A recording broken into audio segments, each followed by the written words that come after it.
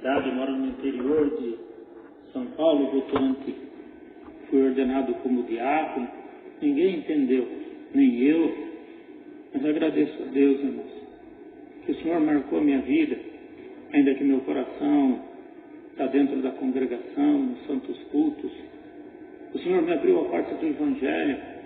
Eu vi igrejas se converter, famílias, e cada uma delas o Senhor deu de participar em detalhes que não dá para descrever diante da congregação. E quando o Senhor me chamou, e quando eu fui ordenado, o Senhor me fez entender que o diaconato era uma pedra na coroa do Evangelho, porque tem lugares que a palavra, às vezes a doutrina não entraria, mas o amor e a caridade transformaria algumas obras. E no começo da pandemia, eu tinha um salão, e eu pensei em reformar aquele salão para fazer um aluguel. E o Senhor colocou no coração daquele salão fazer uma sala de costura, e daquela sala de costura transformou-se numa farmácia. Os irmãos entenderem que é caminho de Deus. Eu tenho a 8ª série incompleta, mas Deus deu CNPJ, farmacêuticos voluntários, e abriu-se as portas daquela farmácia. Tudo que tem lá era para doação, e ainda que temos uma congregação aqui dentro, mas eu consegui enxergar 2 lá fora, uma que se perdeu no caminho, e uma de irmãos enfermos, acamados, e é por isso que eu disse que eu tinha dificuldade de congregar. Mas abriu-se as portas, irmãos, para os nossos irmãos, e para aqueles que não conhecem essa misericórdia também, passei a fazer muita visita, para aqueles que às vezes passaram a vida inteira servindo a Deus em dízimos, e às vezes na enfermidade ficaram esquecidos. O Senhor me abriu essa porta. Eu me lembro que eu fui fazer uma visita junto à minha esposa para uma senhora, e essa senhora tradicional a vida inteira, e quando eu cheguei, eu não sei qual era o entendimento que eles tinham de crente, mas quando eu cheguei, a filha dela ficou assustada. Ela mandou que se desligasse o aparelho, guardasse alguma coisa que estava no quarto, e brincamos um pouco, rimos bastante. Aí abriu a porta do Evangelho, dobramos o joelho, fizemos uma oração, e Deus deu de começar a atender aquela senhora com alimentação de som, de equipo, frascos. Deus deu de montar um colchãozinho pneumático debaixo dela para não aumentar as suas escaras. Eu comecei a atender aquela senhora com fralda, todo mês passava na casa dela. Eu me lembro, irmãos, que numa quarta-feira marcou-se um batismo especial na nossa cidade, que o senhor que tinha pedido batismo. E os irmãos sabem que quando tem batismo, para nós tem muito trabalho, preparar o tanque, aquecer a água, até que o irmão ancião chegue para fazer o batismo. Eu trabalho em um certo segmento civil, então eu tenho bastante liberdade também. Eu fiz menção de trabalhar até meio-dia, e depois do almoço preparar esse batismo, mas quando foi 11h30 da manhã, meu telefone tocou. A filha dessa senhora, já testemunhada, congregando junto de nós, falou: irmão, a mãe não para de falar o nome do irmão, e pelo jeito ela quer batizar, será que você não vem para fazer o batismo da mãe? Eu falei: irmã, nós temos um batismo agora às 4 horas, então eu vou preparar. Depois desse batismo eu passo na sua casa, e a gente vê que Deus prepara sobre esse batismo. Ela falou: acho que o irmão não está entendendo. Os médicos dizem que não tem muito o que fazer com a mãe, você não pode vir rápido? Eu tentei ligar para o diácono, que é responsável por aquele setor, e não consegui falar com ele, porém o tanque já estava carregado no carro que eu tenho. Eu fui direto para aquela casa, cheguei, fui brincar com aquela senhora, eu percebi que a situação era séria. Eu falei para ela: então a senhora quer batizar para a salvação da sua alma? E ela, com respiração, com dificuldade, chacoalhava a cabeça e dizia que sim. A filha dela olhou para mim e falou: irmão, só tem um problema. Minha família é toda tradicional e elas são contra a doutrina lá da congregação. Será que não tem como nós fazer o batismo da mãe escondido, sem minha família saber? Eu falei: irmã, é difícil isso, porque eu vou assumir uma responsabilidade que não é minha. Mas quem sou eu para dizer que não é o batismo da sua mãe ou não? Vamos buscar Deus em oração. E nós dobramos o joelho. E naquela oração o Senhor abriu as portas, e o Senhor trouxe uma passagem bíblica daquele salteador, um que estava à direita, outro à esquerda, um que creu e outro descreu, mas que o Senhor Jesus havia dito para ele que naquele dia mesmo ele entraria no reino da glória, no paraíso. E quando levantamos daquela oração, a irmã disse assim, aquela mulher: então a mãe não precisa batizar, porque Deus vai dar salvação para ela. Eu falei: não, irmã, não foi isso que eu disse. O que eu disse, que aquele salteador, ainda que não diz a palavra que ele se batizou ou se não batizou, mas o Senhor falou que pela conversão dele ele entraria no reino da glória. Mas se o próprio Cristo foi exemplo de batismo, quem somos nós para dizer que a sua mãe não precisa do batismo? Mas o entendimento que eu tive, a guia de Deus foi essa: você vai ligar para a sua família, se eles autorizarem fazer o batismo da sua mãe, eu vou ligar para um ancião agora, eu tenho certeza que ele tem prazer de vir fazer o batismo da sua mãe. Mas se eles não autorizarem, olha para sua mãe, ela é incapaz de descer da crucificação da morte porque ela não responde por ela, mas eu tenho certeza que Deus vai dar para ela a salvação. Mas como é assunto de família, você liga, eu fico esperando no carro, o que eu relatei à congregação, eu liguei para o irmão ancião e contei, ele falou: irmão, mas se der certo, que hora que nós faz o batismo? Falei: o outro batismo é 4 horas, o que você acha de nós fazer agora às 13h30? Aquelas duas mulheres subiu muito resolvida, mas elas haviam ligado para o João e falado que a Maria tinha deixado, eu não entendi direito, mas ajudaram a descer o tanque, colocamos numa sala, liguei o aquecedor, corri na minha casa buscar um paletó, roupa do batismo, mas quando eu voltei, cheguei junto ao servo de Deus, ancião, às 13h30, falei: olha, tem mais testemunhado na casa, quem sabe Deus não faz uma obra, a senhora não tem tanta ferida, dá para fazer o batismo de mais gente. Ele sentiu alegria, abriu um batismo completo, oração, uma palavra, fez oração sobre a cabeça daquela senhora. Mas, irmãos, quando pegamos aquela senhora naquele lençolzinho, ela muito magrinha, debilitada, e fomos tirando ela para fora da casa assim, eu percebi que a família que era contra chegou no portão e eu vi: olha que os crentes vão fazer com a mãe. Uma aflição me tomou, porque por certo o ancião não entenderia o que ela tinha feito, ou se era uma comunhão, ou se a família aceitava. Mas por certo fomos descendo até o cômodo onde ia ser o batismo. As duas filhas ficaram de frente de uma porta-balcão, aquela senhora já suando frio, via-se que ela estava num estado terminal assim. Colocamos aquela senhora dentro do tanque. Quando foi dita essas palavras: em nome de Jesus eu te batizo, no nome do Pai, do Filho e do Espírito Santo, que ele submergiu ela levantou. Não dá para explicar, irmão, o brilho, a felicidade no rosto daquela mulher. Glória ao Senhor. E ela, naquela felicidade, uma das filhas dela saiu entre as portas, colocou a mão do tanque, olhou para os outros filhos, falou: quem falou que a água era gelada? A água está quente. Mas até nisso, irmãos, o nome de Deus é glorificado. E quando nós fomos tirando aquela senhora, colocamos ela na cama, ela olhou para nós daquela felicidade e ela expirou. E quando ela expirou, Deus recolheu ela na nossa mão. Glória a Deus.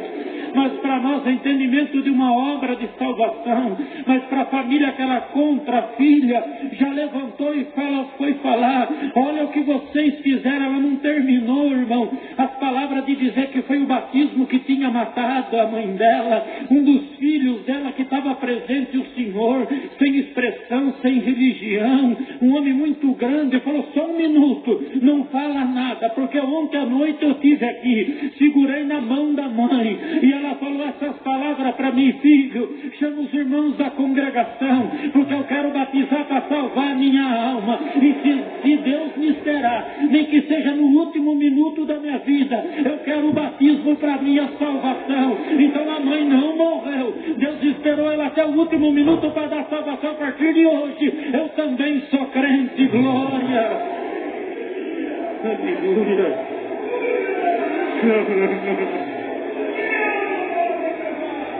Glória a Deus. Dobramos o joelho para fazer oração de agradecimento. Naquela oração, o Senhor deu de agradecer ao Senhor. Muitos podem dizer que os crentes vieram fazer o batismo dessa mulher, mas antes do batismo, o Senhor passou dentro dessa casa com uma fralda e não era fralda, com um colchão pneumático e não era um colchão pneumático, porque escrito está na tua palavra que o Senhor divide com 7, que é 7 a igreja, até com 8, aqueles que não conhecem o amor nem a sua misericórdia. Então não era nada material, era o símbolo do Evangelho, um símbolo de amor, misericórdia, compaixão e caridade. Hoje ela já dorme o sono do justo, esperando a coroa da vida eterna. Domingo seguinte, um batismo no Rio, na cidade de Itapetininga. Os filhos foram assistir. Deus chamou 2 netos. Deus chamou esse filho dela nas águas do batismo. Eu estou dizendo que as portas do Evangelho continuam abertas. Rapidinho, irmãos, Deus colocou uma obra. por congregar pouco eu tenho dificuldade, e às vezes no meio das comunidades, tem muita comunidade onde eu moro, vejo Deus converter bastante alma, mas tem muita tribulação. Eu conheci um moço, o pai dele, homem de Deus, orador, um profeta na terra, e esse homem, Deus recolheu ele no Covid, e esse moço era muito apegado ao pai, e eu vi ele entrar num estado de depressão muito grande. Eu abracei esse moço, um moço que nasceu nos corredores da congregação, foi auxiliar de jovem, se formou de advocacia. Deus abençoou muito ele materialmente, abriu as portas material. E eu abracei esse moço, ele começou a andar comigo, Deus foi dando alguns sinais entre nós.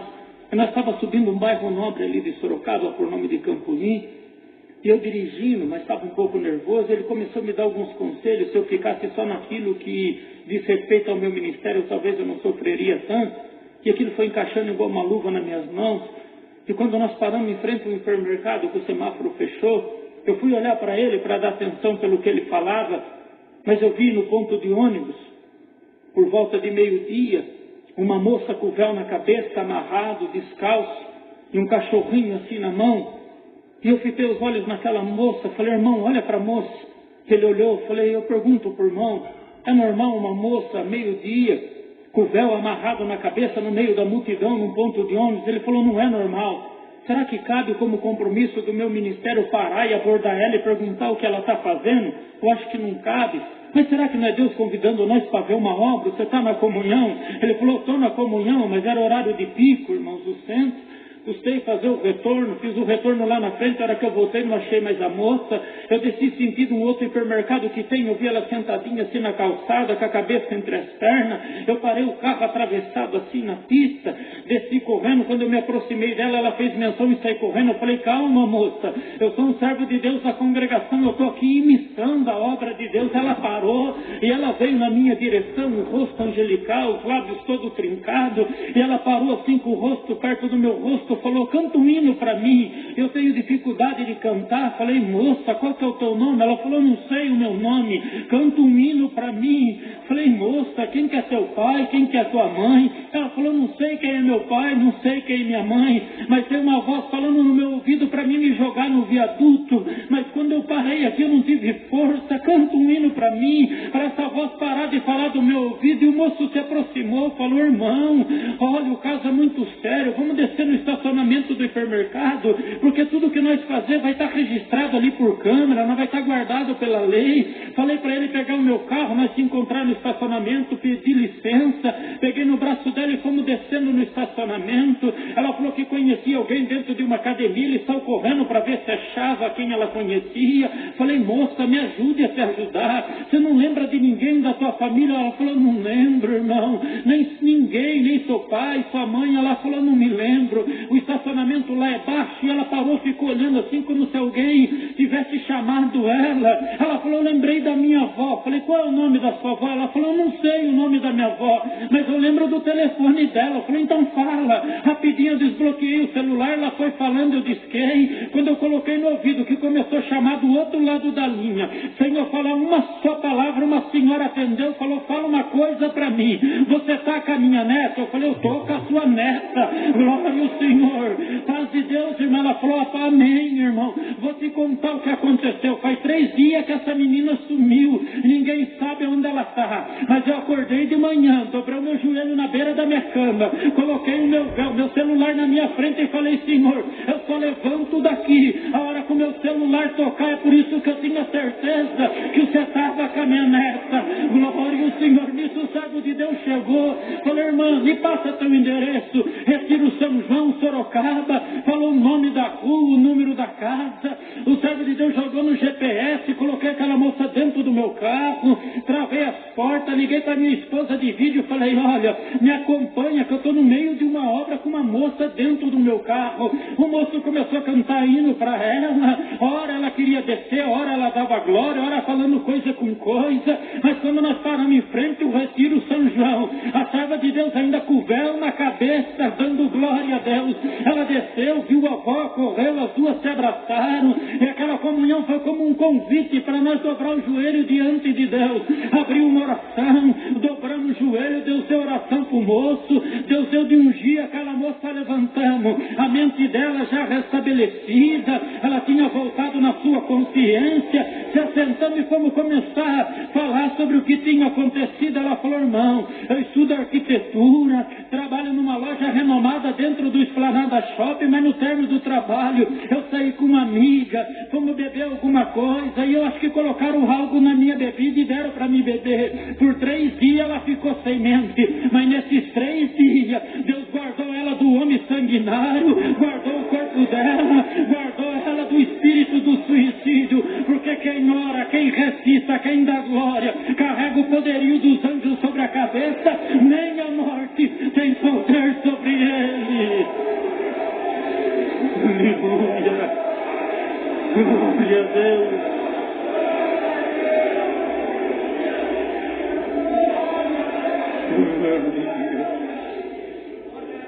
Saudando a casa, o servo de Deus me abraçou, pediu perdão, falou: irmão, sirva a Deus naquilo que Deus foi querido, irmão. Pouco tempo, irmão, esse moço foi orado, confirmado para cooperador de jovem.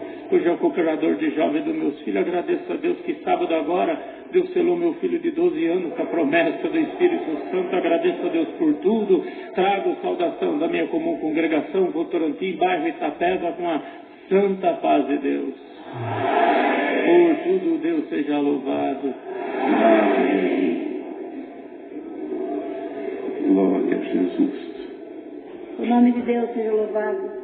Amém. Levanto na presença de Deus e da credibilidade para agradecer a Deus pelo perdão dos meus pecados e a coroa de vida eterna que o Senhor me promete se eu for fiel até o fim. Eles mandaram, eu levanto essa noite para apenas pagar uns votos que eu fiz na presença de Deus, o qual Ele veio ao meu encontro.